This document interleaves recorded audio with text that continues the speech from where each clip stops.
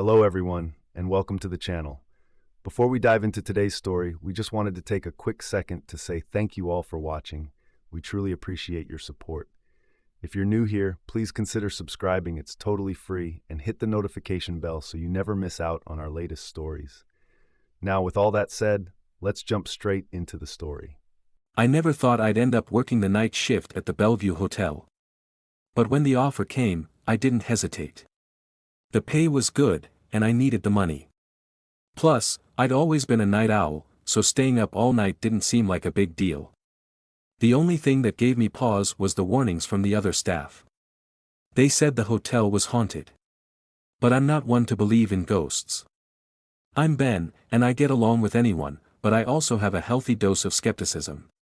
So, I shrugged off their concerns and started my first shift.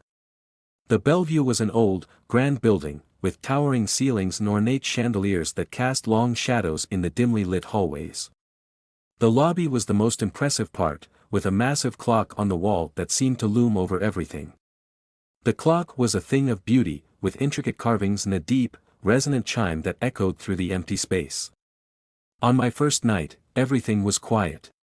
The hotel was mostly empty, and the few guests who were around seemed to be sound asleep. I settled into my routine, checking in the occasional late arrival and making sure everything was in order. It was a peaceful start, and I began to think that the warnings from the other staff were just superstition. But as the night wore on, I started to notice things that didn't quite add up. The clock in the lobby, for example, stopped at 3:13 a.m. I thought it was just a mechanical issue, so I reset it. But the next night, it happened again. And the next. It was always 3:13, no matter what I did. Then there were the elevators. One night, I was sitting at the front desk when I heard the ding of the elevator.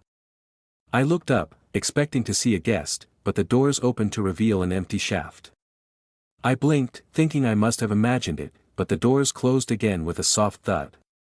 I chalked it up to a glitch in the system, but it happened again the following night. And the night after that. The calls started a few days later. My phone would ring in the middle of the night, and the caller ID would display a room number. But when I answered, there was no one on the other end. I tried to trace the calls, but they always came from inside the hotel. I started to get a bit uneasy, but I told myself it was just the stress of the job getting to me. It wasn't until I started to notice the same strange occurrences at home that I began to feel truly uneasy. My clock at home stopped at 3:13 a.m., just like the one in the lobby. I'd wake up to the sound of my house phone ringing, but when I answered, there was no one there. It was the same as at the hotel.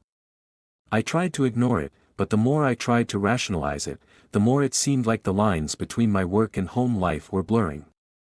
One night, I decided to investigate. I was sitting at the front desk, sipping a cup of coffee, when the phone rang. It was 3:13 a.m. I answered, but there was only silence on the other end. I hung up and checked the caller ID. It was room 413. I decided to go check it out. The hallway on the fourth floor was dimly lit, and the air felt thick and heavy. I walked to room 413 and knocked. No answer. I tried the door, and to my surprise, it was unlocked. I pushed it open and stepped inside. The room was dark, but I could make out the shape of the bed and the furniture. I flipped on the light switch, but nothing happened. I fumbled for my phone to use the flashlight, but the battery was dead. I felt a chill run down my spine. I was about to leave when I heard a soft, almost imperceptible whisper. "Ben," I froze. The voice was faint, but it was definitely a woman's voice. I called out, but there was no response. I felt a presence in the room, something that made the hair on the back of my neck stand up. I backed out of the room and closed the door behind me, my heart pounding in my chest. I ran back to the front desk, my mind racing. I tried to call for help, but the phone lines were dead. I was alone, and the hotel seemed to be closing in around me. I decided to wait until morning, hoping that the daylight would bring some clarity. But the next day, the strange occurrences continued. My clock at home stopped at 3:13 a.m. My phone rang, and there was no one on the other end. I started to feel like I was losing my mind.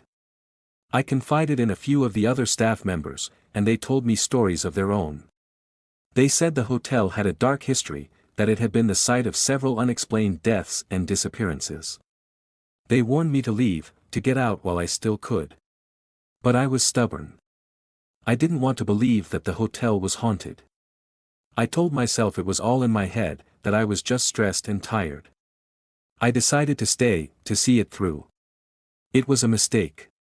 One night, I was sitting at the front desk when the phone rang again. It was 3:13 a.m. I answered, but this time, the voice on the other end was clear. "Ben, you should have listened to us."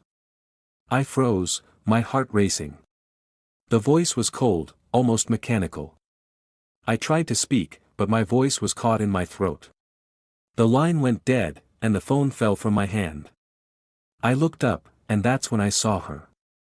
A woman, standing in the shadows of the lobby.